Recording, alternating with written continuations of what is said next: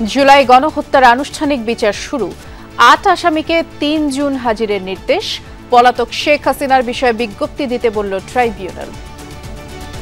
শেখ হাসিনা বিভিন্ন ব্যক্তির সাথে কনভারসেশনের মাধ্যমে যে শক্তি প্রয়োগ, লিথাল ওয়েপন ব্যবহার করে বিক্ষোভকারীদেরকে হত্যা করার যে নির্দেশ দিয়েছিলেন, সেগুলো আমরা এখানে দাখিল করেছি।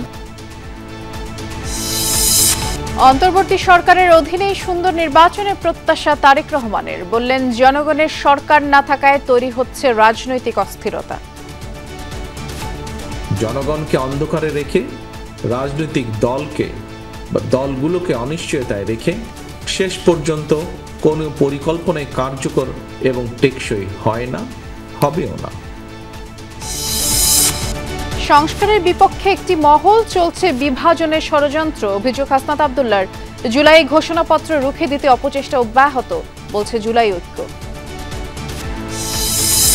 প্রধান উপদেষ্টার সাথে আজ ৮টি রাজনৈতিক দলের বৈঠক। আগামী বছরের ৩০ জুনের মধ্যেই নির্বাচন হবে বললেন প্রেস সচিব। যেসব বিষয়ে ঐক্যমত হবে না সেগুলো জনসম্মুখে প্রকাশ করা হবে জানালেন আলী রিয়াজ। সংবিধান সংশোধনের দ্বিমত সুশীল সমাজের প্রতিনিধিদের। সরকারি চাকরি অধ্যাদেশের খসড়া অনুমোদনের প্রতিবাদে সচিবালয়ে বিক্ষোভ। কালা কানুন বাতিলের দাবি। সোমবার থেকে কার্যক্রম বন্ধের হুঁশিয়ারি।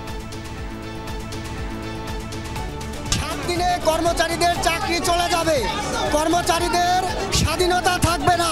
যদি এই আইন বাস্তবায়ন হয়, কর্মস্থলে নারীরা সবচেয়ে অনিরাপদ হবে।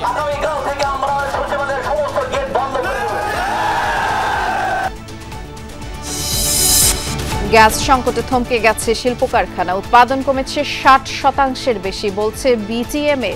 পরিস্থিতি থেকে মুক্তি না মিললে এক্সিট প্ল্যান চান ব্যবসায়ীরা।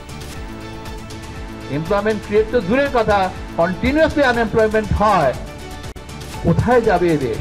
আপনার কিছুদিন পরে রাস্তায় মানুষ নামবে, আরো ভয়াবহ পরিস্থিতি হবে, ফেমিন হবে, দুর্ভিক্ষ হওয়ার মতো অবস্থা হয়ে যাবে যদি আপনি শিল্পকে না বাঁচাতে পারেন।